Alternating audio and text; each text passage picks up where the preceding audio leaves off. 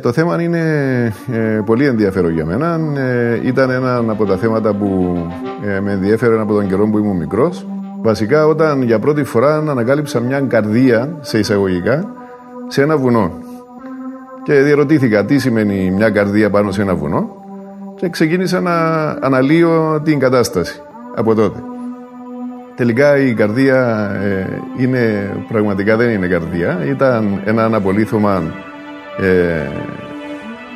κοχυλιού, το οποίο έμοιαζε με καρδία, αλλά ήταν το πρώτο έναυσμα για να ξεκινήσω να ενδιαφέρομαι για τους δεινόσαυρους. Αντί να σπουδάσω παλαιοντολόγος, κατάληξα να σπουδάσω μηχανολόγος, αλλά όμως το ενδιαφέρον και η αναζήτηση για τους δεινόσαυρους και γενικά για τη ζωή ήταν ένα από τα θέματα που με απασχολούν σε ολόκληρη μου τη ζωή.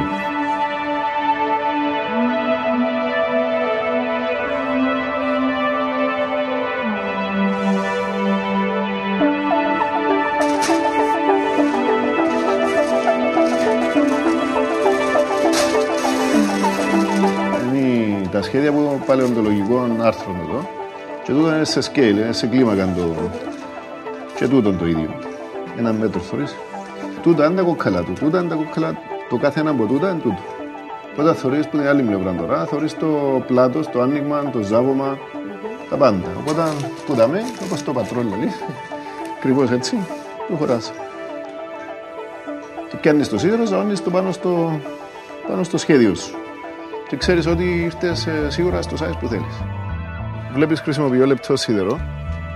Το λεπτό σίδερο πιάνει εύκολα το ζάβωμα και μπορεί να πιάσει τη λεπτομέρεια. Και που για μένα εκεί κολλάς το στο σημείο που πιάνεις ένα σίδερο το οποίο είναι το κεντρικό σίδερο. Διάσου του την κλίση, μεταξύ φυσικά όταν το βγάλεις πάνω στο χαρτί είναι επίπεδο. Έναν χαρτί, πλάκα. Παρακάτω υπάρχει και η καλλιτεχνική πλευρά. Να έρθεις να του δώσεις μια θέση που να φαίνεται ωραίο. Εδώ βλέπεις ότι πόσο μεγάλος ήταν ο λαιμός και πώς που είχε μυς πάνω το κοκκαλοντζίνο. Που τις μελέτες των παλαιοντολόγων, τούτο είναι η τομή σε αυτό το σημείο. Οπότε γίνεται η τομή σε εκείνο το σημείο και ξέρω ότι δαμε να γίνει ένας μυς έτσι, δαμε να γίνει άλλος μυς, δαμε να γίνει άλλος, τσάμε άλλος και δαμε που κάτω να είναι το λάριγκας.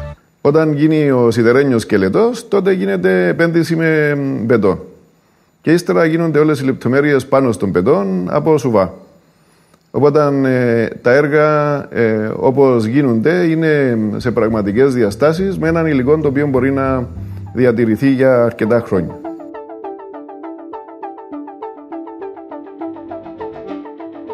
Τώρα δεν έχω χρόνο για να αφιερώσω οτιδήποτε για νέα κατασκευή. Αλλά παλιά αφιέρωνα μέχρι και 3-4 ώρες την ημέρα. Οπότε πρέπει να παίρνει γύρω στα 3 χρόνια. Άρα δηλαδή σε πραγματική δουλειά μπορεί να πείτε ότι εργάζεται έναν άτομο για 1,5 με 2 χρόνια. Ο λόγος που σταμάτησα την εργασία μου είναι για να ασχοληθώ με το χόμπι μου. Όταν ασχολείσαι με παλαιοντολογία, δεν περιορίζεσαι στην παλαιοντολογία. Ενδιαφέρεσαι για την γεωλογία, ενδιαφέρεσαι οπωσδήποτε για την αστρονομία, οπότε και φυσικά για τη θρησκεία. Όλα σχετίζονται, όλα είναι θέματα τα οποία ασχολούνται με είναι υπαρξιακά θέματα γενικά και είναι ένας τρόπος για να δεις τη δημιουργία. Πιστεύω στην ύπαρξη κάποιας δημιουργικής δύναμης, αλλά ως εκεί. Δηλαδή θα έλεγα ότι οι θεοί οι οποίοι κυκλοφορούν καθημερινά στην κοινωνία στερούνται πολλού βάθους για να είναι η πραγματική δημιουργή. Η πραγματική δημιουργή είναι αφάνταστα ισχυρή. Είναι δυνάμεις οι οποίες ούτε κατά διάνοια μπορούμε να τις αντιληφθούμε και οπωσδήποτε δεν θέλουν να τους χαρίζουμε πράγματα για να είναι καλοί μαζί μας. Μια και είσαστε νεαροί, ξέρετε με τα προγράμματα, εσείς παίζετε καλύτερα με τα computers, αντιλαμβάνεστε ότι ένα πρόγραμμα είναι τόσο καλύτερο όσο περισσότερα if statements έχει. Δηλαδή, με άλλα λόγια, εάν ξεκινήσεις να κάνεις κάτι και παρουσιαστεί κάτι, τότε σου λέει το πρόγραμμα ότι σε τέτοια περίπτωση να πάει από αυτήν την πλευρά.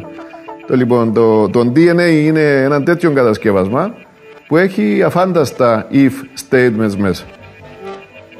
Οπότε αντιλαμβάνεστε ότι κάποιος το κατασκεύασε. Κάποια δημιουργική δύναμη υπάρχει.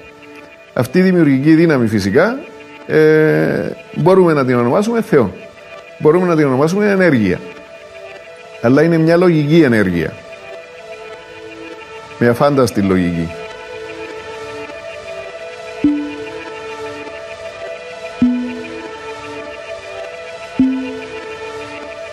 Εάν παρακολουθήσετε τι γίνεται καθημερινά εδώ, θα δείτε ότι υπάρχουν πάρα πολλοί που επισκέπτονται καθημερινά με τα παιδιά τους το χώρο.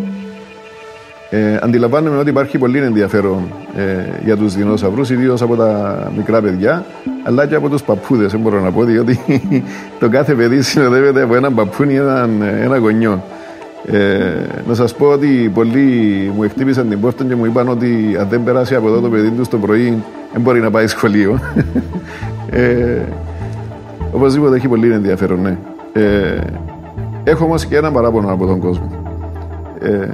Πρέπει να μάθουμε σαν Κύπροι να ασχολούμαστε με την τέχνη χωρίς να την καταστρέφουμε. Δυστυχώς πολλοί το πρώτο πράγμα που έχουν να κάνουν είναι να έρθουν να βγάλουν ένα κομμάτι για να μπορούν να έχουν ενθύμιο. Πριν 2 μέρες κατέβηκε ένας κάτω, μια νύχτα, δεν ξέρω τι ώρα κατέβηκε, και πήγε και σπάσε μου το χέρι του δεινοσαύρου. Έλα να δεις. Ποιο? Τούτο. Έσπασε μου το τούτο και έπιασα και κολλήσα το. Αντιλαμβάνεστε ότι αφιερώνονται πολλές ώρες για την κατασκευή. Οπότε με το να αφαιρέσεις έναν δόντι το οποίο έγινε με επιστημονική λεπτομέρεια και να το πάρεις σπίτι σου, δεν αποδίδει τίποτε. Εντάξει, σου δίδει μια εντύπωση ότι επήγες και είδες το σημείο, αλλά το στερείς από τους άλλους. Για μένα η τέχνη είναι η απεικόνηση, η πραγματική απεικόνηση τρισδιάστατα κάποιου ερεθίσματος. Θα μπορούσε να ήταν και κάτι φανταστικό. Θα μπορούσε να ήταν και μια βιομηχανική τέχνη. Όμως η παρουσίαση ενός ζώου το οποίο ζούσε πριν από 200 εκατομμύρια χρόνια με όλη την επιστημονική του λεπτομέρεια, οπωσδήποτε θα έπρεπε να ενδιαφέρει τον καθένα, νομίζω. Η τέχνη δεν σταματά στο επίπεδο του να περάσεις πόξο και να το δεις. Δηλαδή, εάν σου δώσει ένα ερέθισμα το οποίο σε αναγκάσει να σκεφτείς κάτι και να πάει να το ψάξεις, τότε η τέχνη είναι πιο πετυχημένη.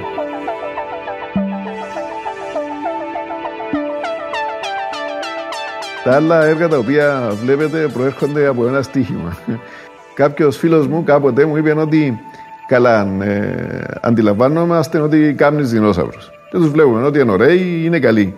Αλλά αν δεν κάνεις και κάτι το οποίο να καταλαβαίνουμε εμείς, δεν μπορούμε να κρίνουμε την τέχνη σου.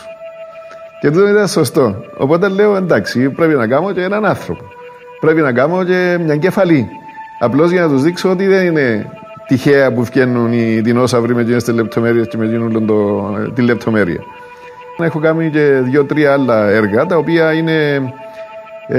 Το ένα είναι ο Μηνόταυρος από την μυθολογία και το άλλο είναι η Δελφίνη, μια αρχαία θεά, πάλι ελληνική μυθολογία. Και φυσικά έχω κάνει και έναν έτσι μοντέρνο, ας πούμε, έργο, μια κεφαλήνη η οποία στο ίμιση είναι η κόρη μου και στο άλλο ίμιση είναι ο γιος μου.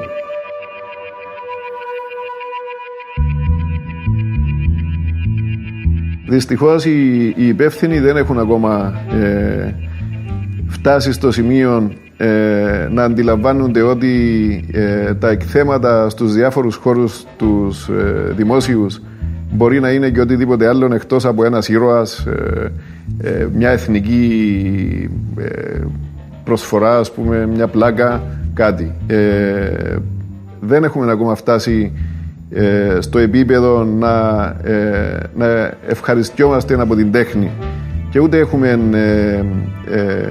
αγάλματα και άλλα πράγματα, ελληνικούς θεούς, κάτι διαφορετικό το οποίο να εκτίθεται σε δημόσιο χώρο. Τα έχω προσφέρει αρκετές φορές δωρεάν σε διάφορους δήμους και η απάντηση που έπαιρνα είναι ότι μα δεν ταιριάζει με τον χώρο, δεν μπορούμε να αντιληφθούμε τι πράγμα είναι κτλ. Ένα παράδειγμα, θα μπορούσε να μείνει ένας δεινόσαυρος μόνο στο τέλει. Θα μπορούσε να γεμίσει ο δεινόσαυρος εσωτερικά με λουλούδια και να κουρεύονται στο ύψος του τελειού. Αν μπορούσε να έχετε δεινόσαυρο να έχετε. Ναι, αλλά όχι εκείνον το συγκεκριμένο, γιατί έχει πολλά αγκαθιά, κανέναν άλλο που να τα... Κανένα μικρό που ναι. πατάμε και πολλά. Κανέναν τέτοιο, ναι.